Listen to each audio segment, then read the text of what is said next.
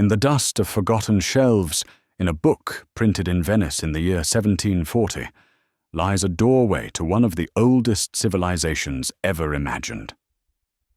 Before empires rose and fell, before kings carved their names into stone, before the world learned to divide east from west, there was Assyria, a kingdom wrapped in myth, a people who forged cities out of nothing, a power that ruled long before Rome, and long before Greece wrote its first poems.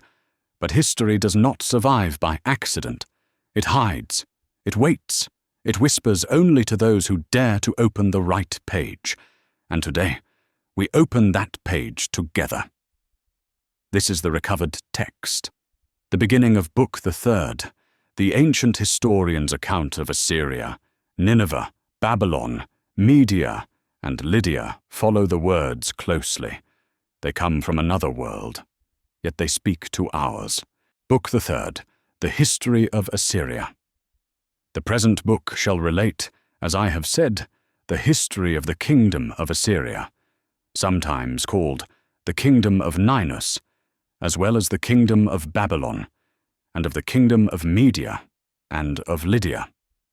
These are the opening lines, simple yet monumental, for the ancients did not separate these kingdoms as we do today. To them, Assyria was not merely a nation, it was the beginning of kingship, the first great monarchies humanity ever formed. Assyria stood at the crossroads of continents.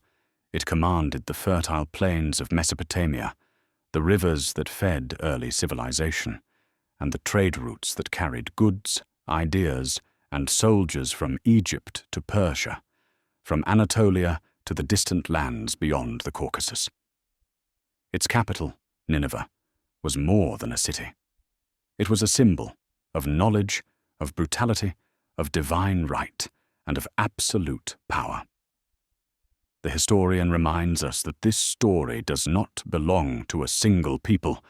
It is tied to the Babylonians, the Medes, and the Lydians, three rival powers whose destinies collided again and again across the centuries. But why begin here? Why begin with Assyria?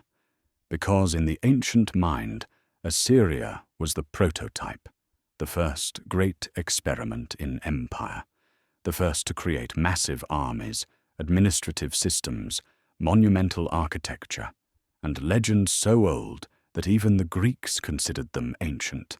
And so the author prepares us. To understand the rise of the world, you must first understand the rise of Assyria. Picture the world as he describes it. No borders, no nations, only landscapes, mountains, deserts, plains, rivers, Armenia in the north, Syria stretching to the Great Sea, Phoenicia, Tyre, Sidon, Byblos, where merchants wrote the alphabet that would one day become our own. Further south, Arabia Petraea, a land of rock and wandering tribes.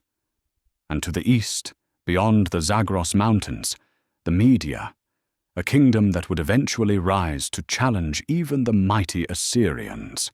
All these lands, all these peoples, are named together because their histories cannot be separated. Assyria touched them all. Every border, every river, every city mentioned in these pages is a thread woven into the fabric of the ancient world.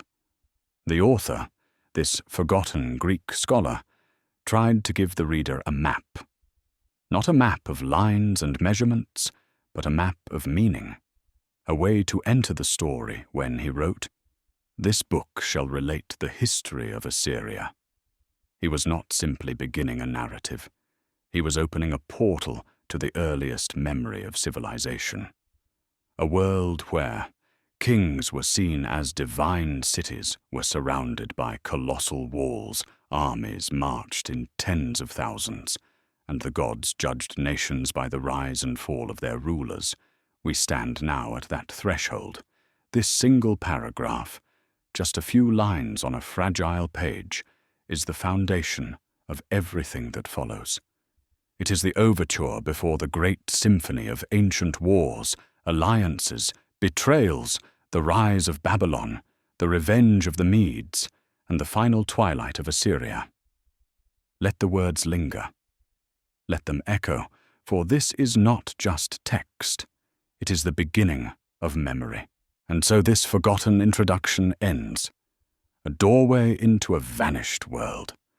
A reminder that the rise and fall of nations is not random, nor accidental, but rooted in the deepest nature of humankind. Behind every empire lies a soul, a temperament, a destiny.